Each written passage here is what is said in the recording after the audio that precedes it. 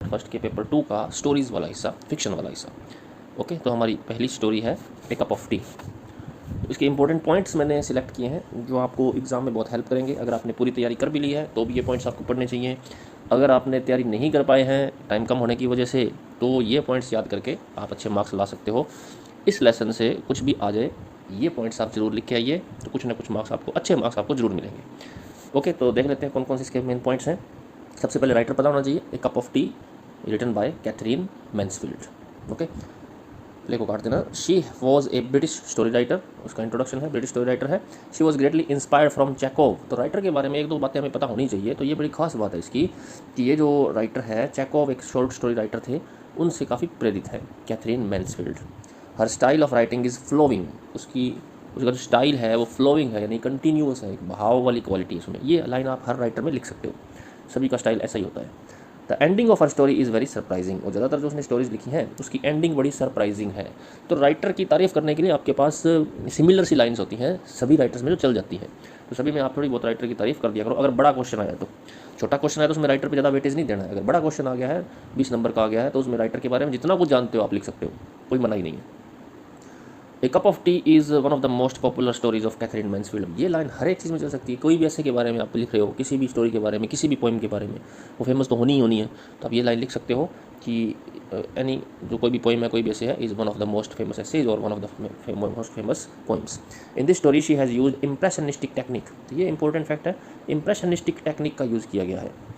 The story is a psychological study of Rosemary Fell. अब यहाँ हम स्टोरी पर आते हैं कि स्टोरी की मेन जो पात्र है वो है रोजमेरी फेल। एफ बड़ा कर लेना इसमें। रोजमेरी फेल है जो सेंट्रल कैरेक्टर है, who is a woman of upper class, और वो जो है एक औरत है, अपर क्लास की औरत है, यानी उच्च वर्ग की औरत है। उसकी साइकोलॉजिकल स्टडी है इस स्टोरी के अंदर। साइकोलॉजी उसके मन की स्टडी है, उसका मन किस तरह का है, कैसे विचार आते हैं उसके मन में, किस टाइप की औरत है वो, कैसा सोचती है वो, इस तरह की उसकी इस स्टोरी में हमें बताया गया है। She likes to show off her riches and love of art. तो सबसे पहली बात तो ये है कि उसकी एक आदत ये है कि वो शो ऑफ करती है। शो ऑफ मतलब दिखावा करती है, किस चीज़ का, रिचेज़ का, अपने धनी होने का, अपनी धन संपदा का, और अपना जो लव ऑफ आर्ट है उसका भी बड़ा शो ऑफ करती है। वो ये दिखाती है कि वो आर्ट की कितनी शौकीन है। अब क्योंकि वो अपर क्लास की है, धनवान तो है ही वो, लेकिन वो धनी होने का दिखावा भी बहुत करती है। और धनी लोगों की एक आदत होती है कि वो आर्ट की चीज़ें खरीदते हैं, महंगी महंगी चीज़ें खरीदते हैं, घर में रखते हैं, तो वो उसको भी शो ऑफ करती है। वेस्टफुल है वो, वेरी वेस्टफुल का मतलब धन को बर्बाद करती है, व्यर्थ कामों में खर्च कर देती है। Interested in buying antique art things, बोले काट देना। एंटीक आर्ट थिंग को खरीदने में बड़ा इंटरेस्ट रखती है। एंटीक का मतलब पुरानी चीज़ें और बहुमूल्य चीज़ें, उनको खरीदने में बड़ा इंटरेस्ट रखती है। वन विंटर इवनिंग, अब यहाँ से स्टोरी थोड़ी शुरू होती है। One winter evening she met a poor girl on road. तो एक सर्दी की शाम थी, जब वो दुकान से शॉपिंग करके बाहर निकल रही थी, तो उसको एक गरीब सी लड़की मिलती है सड़क पे। The girl asked her to give her money to buy a cup of tea. वो गरीब सी लड़की उससे क्या मांगती है, कुछ पैसे मांगती है कि उसको चाय पीनी है, ठंड बहुत है। Rosemary was extra kind to her, she took her to her home. Rosemary उसके प्रति एक्स्ट्रा काइंड होती है, एक्स्ट्रा काइंड जरूर से ज़्यादा दयालु होती है। उसको चाय पिलाने की बजाय उसको घर ले आती है कि तू मेरे घर चल।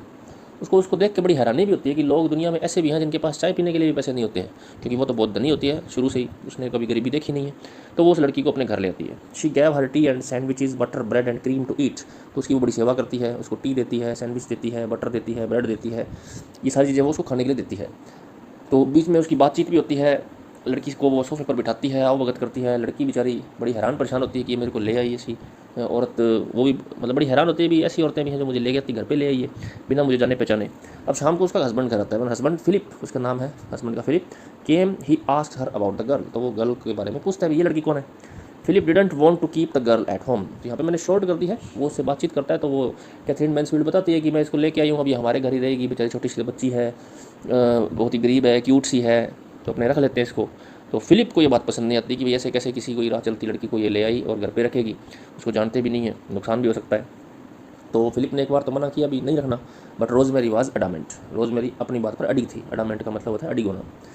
Philip then acted tactfully. तब फिलिप को पता लग गया भी ऐसे तो ये नहीं मानने वाली, कोई तरकीब लगानी पड़ेगी। टैक्टफुली का मतलब कोई चाल चलना, दिमाग लड़ा के कोई काम करना। He praised the girl and that she was very beautiful attractive. उसने फिर उस लड़की की तारीफ़ की कैथरीन मैन्सफील्ड के सामने। जब कैथरीन और फिलिप अलग रूम में थे, तो फिलिप उसको कहता है कि कोई बात नहीं, तुम उसको रख लो, मैं तो जब आया था कमरे के अंदर तो उसको देखते ही मैं तो बोल्ड हो गया था।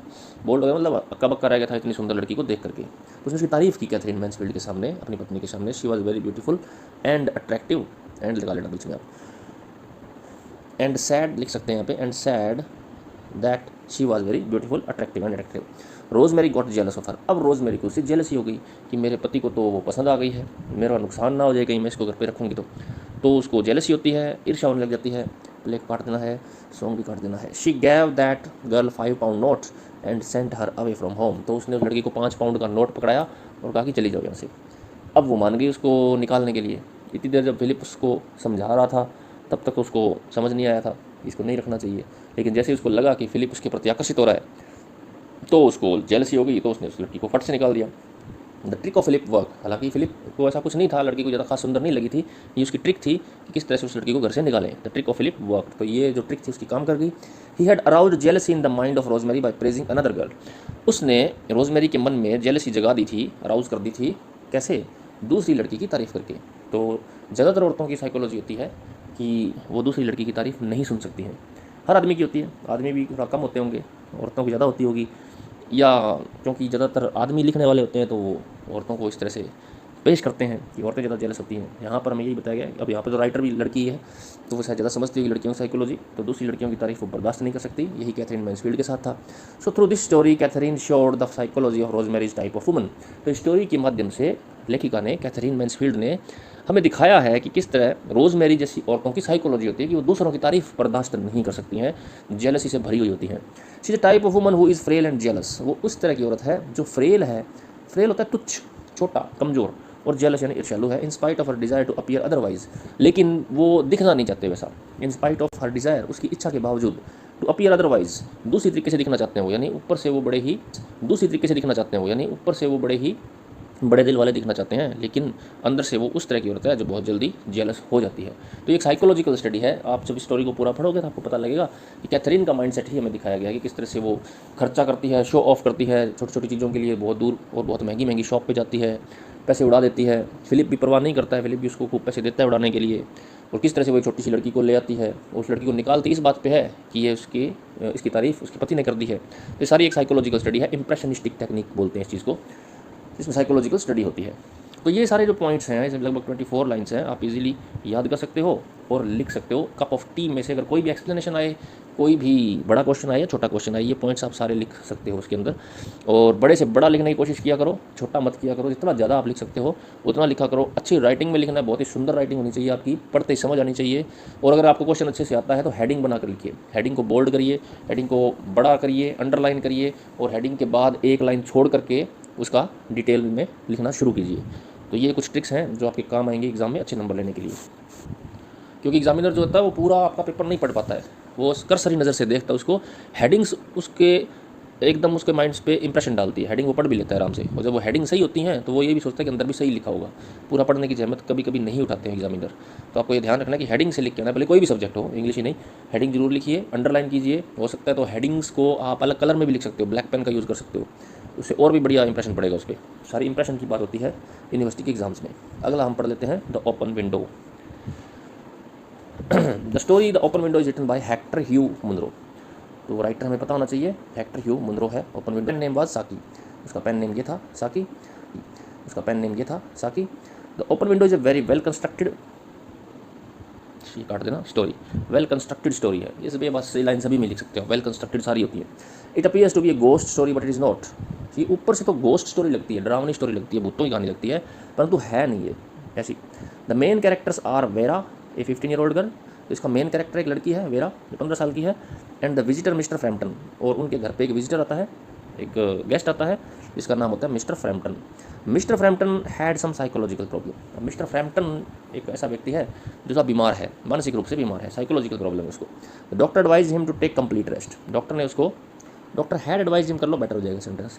The doctor had advise him to take complete rest. Doctor उसको कंप्लीट रेस्ट करने की सलाह दे चुका था। Her sister advise him to make a change of place. तो उसकी सिस्टर ने कहा कि तुम यहाँ पे रेस्ट नहीं कर पाओगे जहाँ शहर में रहते थे वो, तो तुम जगह चेंज कर लो, यहाँ से छोड़ के कहीं और चले जाओ। So she sent him in a village. तो उसकी बहन ने उसको एक गाँव में भेजा जहाँ उसके जानकार रहते थे। वो कहती तुम गाँव के वातावरण में रहोगे तो तुम्हारा माइंड सेट हो जाएगा, वहाँ तुम रहो कुछ दिन, और वहाँ मेरे जानकार भी हैं, वहाँ चले जाओ तुम। वो उसको एक लेटर पकड़ा देती है, पुराने टाइम में फ़ोन नहीं थे तो लेटर दे देती है, तो फिर ये लेटर तुम मेरे उस परिचित को देना, वो तुम्हें रख लेंगे। She gave him the address of her known Mrs Sepulton. उसका नाम मिसेज सेपल्टन था, इस लाइन में मिस्टेक्स है। She gave him the address of her known. ये नो वन इस तरह से करना है, KNOWN यहाँ लगाना है आपको। मिसेस सेपल्टन के घर वो भेजती है। Mister Frampton was received by a young girl of 15। अब जब वो उनके घर जाता है ना मिस्टर फ्रैम्पटन, तो वहाँ पे एक लड़की होती है 15 साल की, वेरा, वो मिलती है उसको। Vera was a naughty girl. अब वेरा नोटी होती है, शरारती होती है। She cooked a story. जब उसको ये पता लगता है ना कि ये अनजान आदमी आया हमारे घर पे, इसके मज़े लेते हैं। अब उसको बेचारी को क्या पता कि ये बीमार आदमी साइकोलॉजिकली परेशान है, उसको तो बस मजाक करने से उसके साथ मज़ा लेना था। तो वो एक स्टोरी को कुक करती है। कुक स्टोरी करना मतलब उसी वक्त एक कहानी बना लेती है। That it was a 3rd anniversary of the disappearance of her aunt's husband and her 2 brothers. तो वो कहती है कि आज तीसरी एनिवर्सरी है, तीसरी सालगिरह है, आज 3 साल हो गए हैं मेरी आंटी का हस्बैंड और उसके 2 ब्रदर्स को गायब हुए। आंटी वही सेपल्टन उसकी। तो ये कहानी बनाती है। आगे वो बताती है, they have gone out with their guns through the window but they never came back. तो वो एक विंडो की ओर इशारा करके कहती है कि वो इस विंडो से अपनी बंदूकें लेकर के बाहर गए थे, परंतु आज तक वापस नहीं लौटे वो। यानी अपनी बंदूकें लेके वो शिकार पे गए थे जंगलों में, और आज तक वो वापस नहीं लौटे हैं। आज 3 साल हो गए पूरे।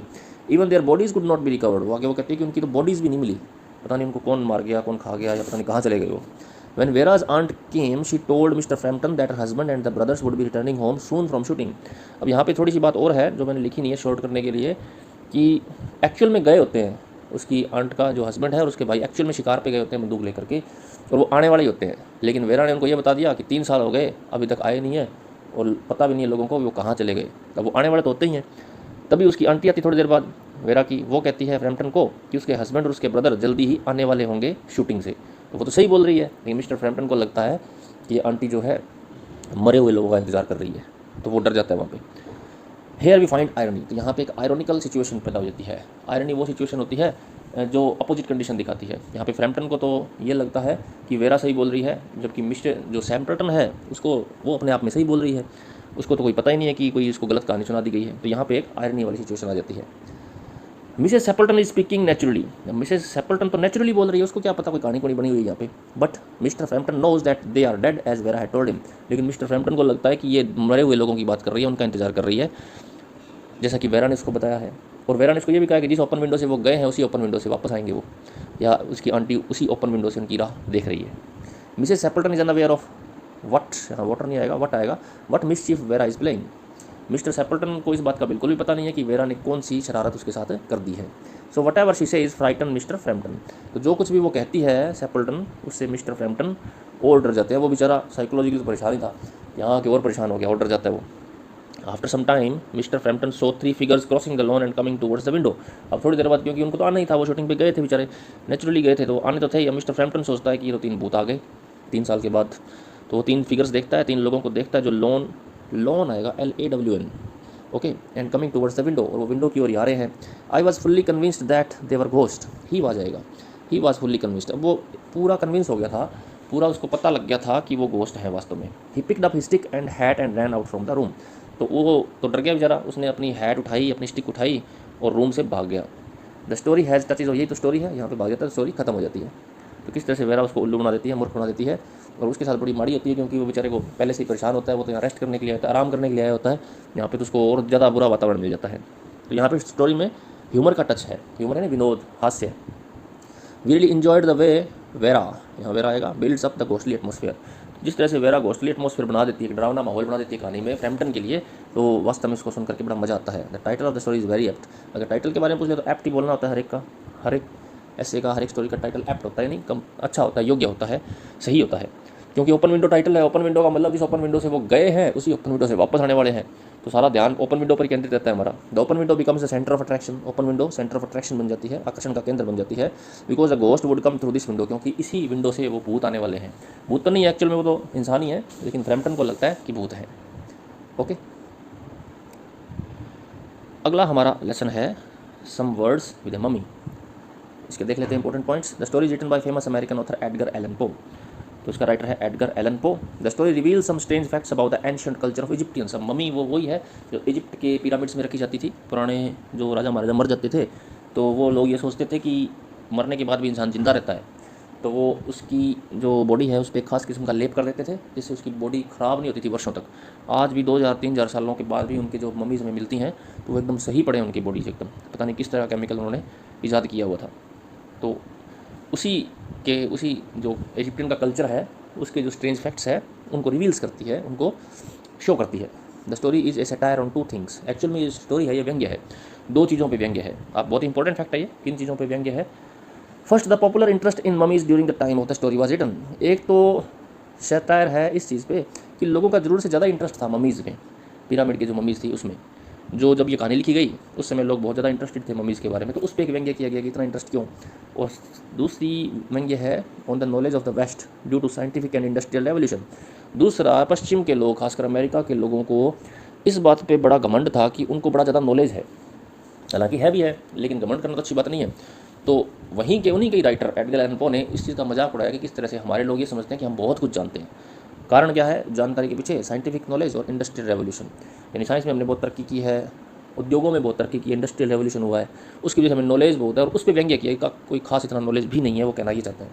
ए mummy is given to Doctor Ponnonner. तो एक और पात्र है डॉक्टर पोनोनर, जो इस राइटर का फ्रेंड है, उसको एक मम्मी दी जाती है स्टडी के लिए। The doctor with his 2 friends and the author operated the mummy. अब जो डॉक्टर होता है उसके 2 मित्र और होते हैं, और हमारा राइटर भी होता है, वो ऑपरेट करते हैं मम्मी को। ऑपरेट का मतलब उसको चीर फाड़ करके देखने वाले हैं कि इसका क्या है इसमें। They wanted to know the secrets by the mummy why, यहाँ वाई आएगा, why the mummy did not rot. और वो ये भी जानना चाहते हैं कि ये जो शव है, ये जो मम्मी है इतनी पुरानी है, ये रॉट क्यों नहीं हुई। रॉट का मतलब गली क्यों नहीं, सड़ी क्यों नहीं। They found that it was a chemical paste prepared out of papyrus read.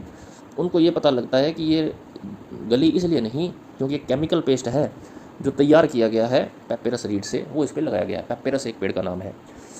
During their examination they act like a group of children that got a new toy. जब वो एग्जामिनेशन कर रहे होते हैं, उसका निरीक्षण परीक्षण कर रहे होते हैं, तो इस तरह से बिहेव करते हैं जैसे कोई किसी बच्चे को एक नया खिलौना मिल जाता है। यानी बहुत ही एक्साइटेड होते हैं उस मम्मी के प्रति। दे poke and prod the mummy just to see what happens. तो वो मम्मी को छेड़ते हैं, कभी इधर से हाथ लगाते हैं, कभी उधर से हाथ लगाते हैं, उसको इलेक्ट्रिक शॉक भी देते हैं। उस मम्मी में थोड़ी देर के लिए जान भी आ जाती है, वो उससे बातें भी करती हैं। तो वो मम्मी के साथ तरह तरह के एक्सपेरिमेंट करते हैं, पोक एंड प्रोड करते हैं। The mummy is also a method of ridicule her right down to its name अल्लाह मिस्टेक यू। मम्मी को भी एक हास्य का ऑब्जेक्ट बनाया गया है, उसको भी इसी तरीके से ट्रीट किया गया कि हमें हंसी आए, और उसका नाम भी अजीब सा रखा गया है, अल्लाह mistake you. Allah mistake you, mistake और अल्लाह 2 नाम से बनाया गया है, तो एक मतलब थोड़ा सा हास्य का वातावरण यहाँ क्रिएट किया गया नाम से। In their discussion with the mummy the man try to prove that their time is one of unprecedented knowledge and technology. तो अब वो मम्मी से बात करते हैं, जब उसको बिजली का झटका देते हैं ना तो उसमें जान आ जाती है, वो बोलने भी लगता है। तो मम्मी के साथ जब डिस्कशन होता है ना, तो ये जो 4 लोग होते हैं जो उसको ऑपरेट करने वाले होते हैं, वो ये प्रूव करते हैं कि भाई तुम्हारे ज़माने में कहाँ इतना नॉलेज था, हमारे ज़माने में नॉलेज और टेक्नोलॉजी अनप्रेसिडेंटेड हो गई है। अनप्रेसिडेंटेड का मतलब जो पहले कभी ना हुआ हो। तो हमारे ज़माने में नॉलेज और विज्ञान में बहुत प्रगति हो गई, वो मम्मी को ये बात कहते हैं। तो वो मम्मी जो है उनका जवाब देती है कि नहीं, हमारे टाइम के लोग भी ज्ञान विज्ञान में किसी से कम नहीं थे। तो यही स्टोरी में चलता है काफ़ी देर तक वार्तालाप इनका। ये देखिए आगे, but Allah mistake you easily proves that his time was not inferior and often superior. Allah mistake you ये बात साबित कर देता है कि हो सकता है कि तुम्हारे काल में, यानी आजकल मॉडर्न वर्ल्ड के अंदर बहुत ज़्यादा ज्ञान विज्ञान हो गया हो, लेकिन हमारे टाइम में भी कम नहीं था। वो ये बात को प्रूफ कर देता है कि हम इन्फीरियर नहीं हैं, बल्कि सुपीरियर हैं तुमसे, पुराने टाइम के लोग। Ultimately the mummy seems to win the argument. और स्टोरी में यह दिखाया गया कि मम्मी जो है, अल्लाह मिस्टेक यू जो है, वो बहस को जीतता है, यानी वो साबित कर देता है कि हम ज़्यादा श्रेष्ठ हैं। In the end they win only on one point that is cough drops. और लास्ट में वो जो 4 लोग होते हैं जिनको बड़ा घमंड होता है अपने नॉलेज पे, वो सिर्फ एक ही पॉइंट पे जीत पाते हैं, और वो पॉइंट क्या होता है? कफ ड्रॉप, हंसी की दवाई। यानी एक बहुत ही तुच्छ से टॉपिक पे जीतते हैं वो। Thus the story reveals a comparison between the ancient civilization scientific knowledge and that of present age। तो ये मेन पॉइंट है कि इस स्टोरी के अंदर रिवील किया जाता है, उजागर किया जाता है कंपैरिजन, एक तुलना को। कौन सी तुलना? पुराने ज़माने के नॉलेज और आज के नॉलेज के बीच में। यानी एंशिएंट सिविलाइजेशन साइंटिफिक नॉलेज, पुरानी सभ्यता के वैज्ञानिक नॉलेज पर, और जो प्रेजेंट एज का जो वैज्ञानिक नॉलेज है उसके ऊपर कंपेयर किया गया है, और इसमें जीत दिखाई गई पुराने की। The author means to say that every age has got its own knowledge and value of life. ये बड़ा इंपॉर्टेंट फैक्ट है स्टोरी का, कि इस स्टोरी के माध्यम से ऑथर ये बताना चाहता है कि हर युग की अपनी अलग विशेषताएं होती हैं, अपना अलग ज्ञान होता है, अपनी वैल्यू ऑफ लाइफ होती है। तो हमें किसी भी युग को इस तरह से नेग्लेक्ट नहीं करना चाहिए, उसको नीची नज़रों से नहीं देखना चाहिए। Therefore the sense of superiority is meaningless. तो सेंस ऑफ सुपीरियरिटी नहीं रखना चाहिए कि हम जैसे तो कभी कोई हुए नहीं, हमें ही सारा नॉलेज है, ऐसा नहीं रखना चाहिए। सेंस ऑफ सुपीरियरिटी ये मीनिंगलेस है, इसका कोई मतलब नहीं है। ओके, अब अपने करते हैं नेक्स्ट, द मॉडल मिलियनेयर। ये स्टोरी बड़ी इंटरेस्टिंग है, ऑस्कर वाइल्ड की लिखी हुई है, और ये है बैरन की। एक बैरन है, एक बहुत ही अमीर व्यक्ति है जिसका नाम बैरन है, who is interested in the art. वो आर्ट में बड़ा इंटरेस्टेड है। तो धनवान लोग होते हैं ज़्यादातर आर्ट में इंटरेस्ट होते हैं, क्योंकि उनके पास पैसे बहुत होते हैं, पैसे खर्चने के लिए जगह होती नहीं है, फिर पैसे खर्च करने के लिए वो पुरानी पुरानी बहुमूल्य चीज़ें नीलामी में खरीदते हैं बोली लगा लगा के। He helps a young man to marry the woman he loves. अभी जो बैरन है एक यंग मैन की हेल्प करता है कि वो उस औरत से शादी कर ले जिसको वो प्यार करता है, to marry the woman he loves. The name of the young man is Hughie Erskine. इसको हुई अस्काइन बोलेंगे, तो वो यंग मैन होता है हुई अस्काइन। ये दूसरा मेन पात्र है इस स्टोरी का, हुई अस्काइन और बैरन। अब हुई अस्काइन लव्ड ए गर्ल नेम्ड लोरा मेल्टन। अब ये हुई जो है एक लड़की को प्यार करता था, उसका नाम था Laura Melton. The father of girl would allow only them to get married if he had 10,000 pounds of his own. अब वो उसे शादी करना चाहता था लोरा से, लेकिन लोरा का बाप ऐसा था कि वो उसकी शादी तभी करता, उसने एक शर्त रख दी कि लड़के के पास 10,000 पाउंड होने चाहिए तभी वो शादी करेगा। ये इंपॉर्टेंट लाइन है। The father of girl would allow only them to get married, तो उनको तभी अलाउ करेगा शादी की जब हुई के पास 10,000 पाउंड होंगे खुद के। One day Hughie visited his friend Alan Trevor. तो एक दिन हुई अपने दोस्त के घर गया, एलन ट्रेवर के। अब एलन ट्रेवर एक पेंटर था, वो पेंटिंग किया करता था, तो उस समय वो पेंटिंग कर रहा था। He was painting A model and the model was a bagger. तो उस समय वो एक मॉडल की पेंटिंग कर रहा था। मॉडल का मतलब किसी व्यक्ति की पेंटिंग बना रहा था, और वो मॉडल क्या था, बैगर था, एक भिखारी था, एक भिखारी की पेंटिंग बना रहा था। हुई felt sorry for the model so he gave him a sovereign. हुई को उस भिखारी को देख करके बड़ी दया आई और उस भिखारी को उसने एक सॉवरिन दे दिया। सॉवरिन का मतलब कुछ पैसे दे दिए, सिक्का दे दिया। लेटर हुई found out that the bagger was actually millionaire. लेकिन बाद में हुई को पता लगा कि वो बैगर एक्चुअल में बैगर नहीं था, भिखारी नहीं था, वो मिलियनियर था, करोड़पति था वो, और उसका नाम यही था बैरन होसबर्ग, जो हमने पहले पढ़ा है। तो वो बैरन होसबर्ग को शौक था एक अजीब सा कि बैगर के रूप में फोटो खिंचवाएं, बैगर भिखारी के रूप में बन के रहें, वह मैं कैसा लगता हूँ भिखारी के रूप में, क्योंकि बड़ा धनवान था, उसकी सनक थी अजीब अजीब। तो उसको देख करके हुई को दया आ गई थी, उसने उसको कुछ पैसे दे दिए। बाद में पता लगा कि वो तो मिलियनियर है। The next day he received a cheque for 10,000 pounds. तो बैरन को भी बड़ा अच्छा लगा कि कितना दयालु आदमी है, खुद गरीब है लेकिन मेरे को इसने सिक्का दे दिया। तो उसने फिर अगले दिन उसको 10,000 पाउंड्स का चेक दिया। तो उसको पता लग गया था कि उसकी कहानी क्या है, इस लड़के की शादी करना चाहता है, 10,000 पाउंड चाहिए। Which was a wedding present to Hughie Erskine and Laura Martin from Baron Hausberg. तो वो उसने 10,000 पाउंड का चेक दिया शादी के गिफ्ट के रूप में इन दोनों को। On the wedding day the baron made a speech at the wedding breakfast.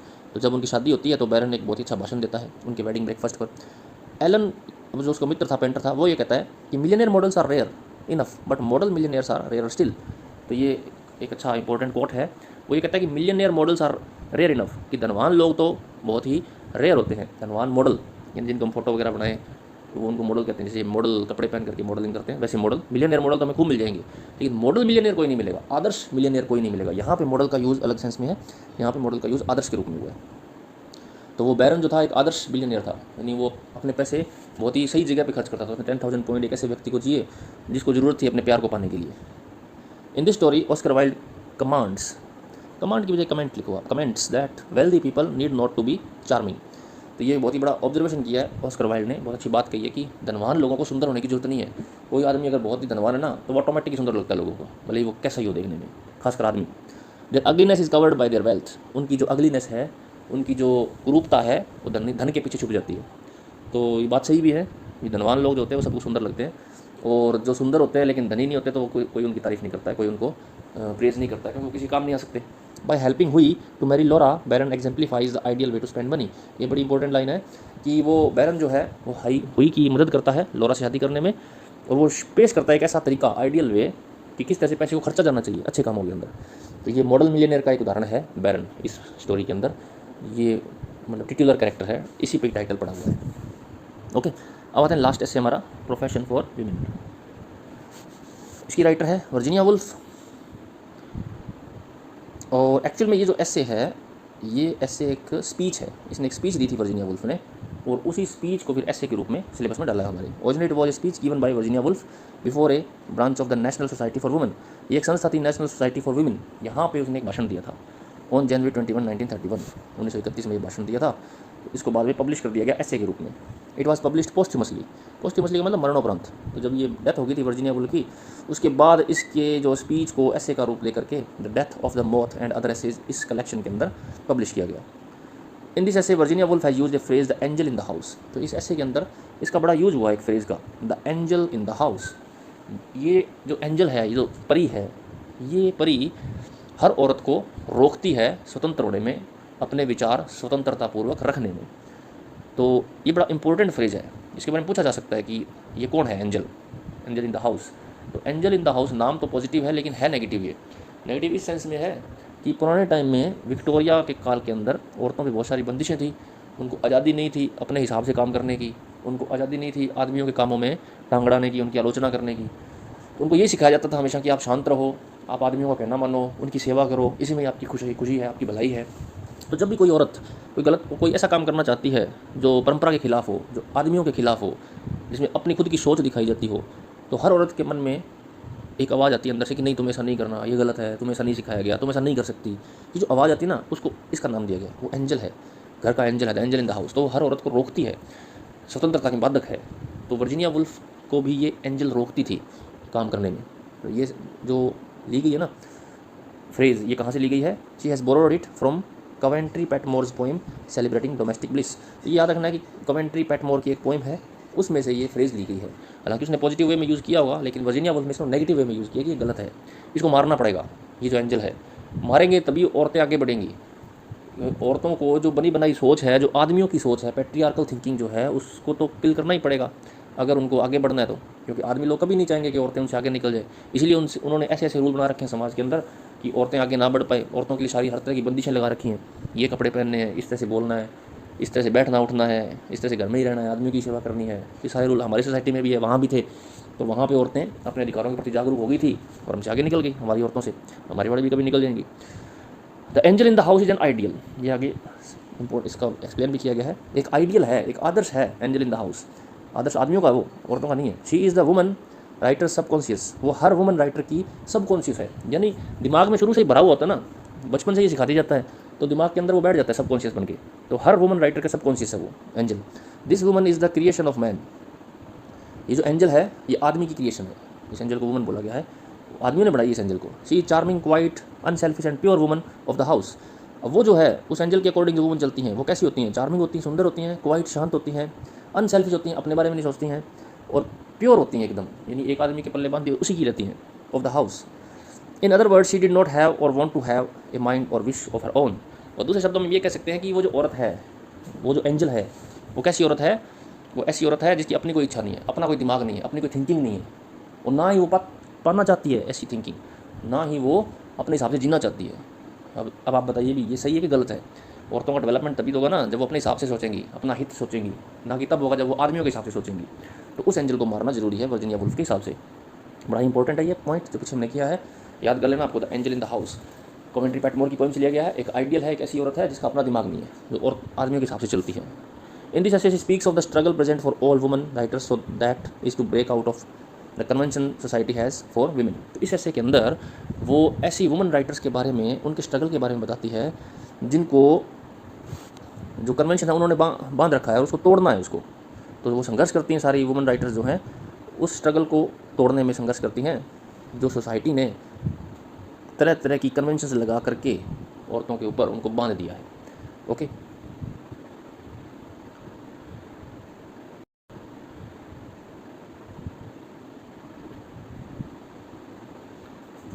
That is being pure and conservative and sycophant towards man without a mind of their own. अब सोसाइटी ने औरतों को किस तरह की परंपराओं में बांध दिया है? मेन तो यही है कि प्योर रहना है, यानी एक के प्रति वफादार रहना है, कंजर्वेटिव रहना है, कंजर्वेटिव का मतलब रूढ़िवादी रहना है, अपनी नई सोच नहीं लानी है, और साइकोफेंटिक रहना है। साइकोफेंटिक का मतलब चापलूसी करनी है, किसकी? आदमियों की, फ्लैटरी करनी है, अपना माइंड यूज़ नहीं करना है। तो ये सारी जो चीज़ें हैं, इनसे बाहर आने के लिए वुमन राइटर को स्ट्रगल करना है, किस तरह से इन चीज़ों को वो तोड़ सकती है। She was able to break because she was not dependent on for a livelihood on writing, she was financially independent. अब वो अपनी बात कह रही है कि किस तरह से वो इसको तोड़ पाई, वर्जीनिया वुल्फ इस जो बंधन थे इसको कैसे तोड़ पाई? Because she was not dependent for a livelihood on writing, क्योंकि वो राइटिंग पर ही निर्भर नहीं थी अपनी लाइवलीहुड के लिए, यानी राइटिंग से उसका घर नहीं चलता था, राइटिंग वो अपने शौक़ से करती थी। और दूसरी बात यह थी कि वो फाइनेंशियली इंडिपेंडेंट थी, उसके पास कमाई का और भी साधन थे। तो सबसे बड़ी बात जो इस ऐसे के थ्रू ये कहना चाह रही है लेखिका कि एक औरत के लिए सबसे ज़्यादा ज़रूरी है फाइनेंशियल इंडिपेंडेंस, यानी आर्थिक रूप से आत्मनिर्भर होनी चाहिए। वो किसी और पे निर्भर नहीं होनी चाहिए पैसों के लिए, उसके पास खुद के पास पैसों का स्रोत होना चाहिए, भले जॉब हो, प्रॉपर्टी हो, कुछ और कोई भी और चीज़ हो, उसके पास खुद के पैसे होने चाहिए, तभी वो इन बंधनों से आज़ाद हो सकती है। अदरवाइज़ पुरुष समाज उसको दबा के ही रखेगा। तो वो कहती ना कि राइटिंग के लिए वो लाइवलीहुड पर डिपेंड नहीं थी, राइटिंग वो शौक पैसे से करती थी। अगर उसको राइटिंग से पैसे मिलते तो हो सकता है कि उसकी जो राइटिंग थी जिसमें वो खुद का दिमाग यूज़ करती, बंधनों को तोड़ देती, तो हो सकता है कि लोग उसको पसंद ना करते, उसको पैसे ही ना मिलते, क्योंकि पढ़ने वाले ज़्यादातर आदमी लोग होते हैं। वो फिर ऐसी औरत को बिल्कुल भी आगे नहीं बढ़ने देते थे लेखन व्यवसाय में। तो फिर अगर उसको पैसे कमाने थे तो उसके हिसाब से लिखना पड़ता, आदमियों की सोच के हिसाब से। तो वो कह रही है कि क्योंकि उसके पास अलग स्रोत थे इनकम के, इसलिए वो अपनी राइटिंग में अपने माइंड को एक्सप्रेस कर पाई। Virginia Woolf believed in the necessity of destroying what she calls the angel in the house. तो वर्जीनिया वुल्फ का एक पक्का मानना है कि अगर आपको सक्सेसफुल होना है, अपनी पर्सनैलिटी में डेवलपमेंट लाना है, औरतों की स्थिति सुधारनी है, तो उस एंजल को मारना पड़ेगा, डिस्ट्रॉय करना पड़ेगा, जिसको वो कहती है angel in the house. Only then the woman writer will be able to write freely honestly. तभी वुमन राइटर्स जो हैं फ्रीली और ऑनेस्टली लिख पाएंगी, वरना तो वो आदमियों की थिंकिंग एक्सप्रेस करेंगी। She has tried very hard to kill that angel. तो उसने बहुत कोशिश की उस एंजल को मारने की, और वो सक्सेसफुल भी हुई। She has made her room of her oven with great efforts. तो उसने बहुत ज़्यादा प्रयासों के बाद अपनी जगह बना ली है, रूम का मतलब अपनी जगह बना ली है खुद की सोसाइटी के अंदर। और खुद की जगह तभी बनती है जब फाइनेंशियली इंडिपेंडेंट होती है वुमन, वरना वो किसी दूसरे के घर में रहती है। रूम ऑफ हर ओवन का मतलब यही है, अपना खुद का घर, अपने खुद का मकान या अपनी खुद की जगह, वो तभी बनती है जब आप फाइनेंशियली इंडिपेंडेंट होते हो। But future woman writer must secure this room, it is the duty to decorate it, to furnish it and to share it. और आने वाले जो राइटर्स हैं उनको इस रूम को और ज़्यादा डेकोरेट करना है। जो रूम वर्जीनिया वुल्फ ने अपने लिए बनाया ना, तो बाकी राइटर्स के लिए भी बनाया है। आने वाले राइटर्स, वुमन राइटर्स की ये ड्यूटी है कि इस रूम को वो अपने पास रखे, संभाल के, और उसको डेकोरेट भी करे, उसको फर्निश भी करे, और उसको शेयर भी करे बाकी वुमन राइटर्स के साथ, ताकि वो भी अपना डेवलपमेंट कर सके। ओके स्टूडेंट्स, तो ये सारे हमारे थे मेन पॉइंट्स पूरे फिक्शन पार्ट के। आपको वीडियो अच्छा लगा हो तो लाइक कीजिएगा, शेयर कीजिएगा कि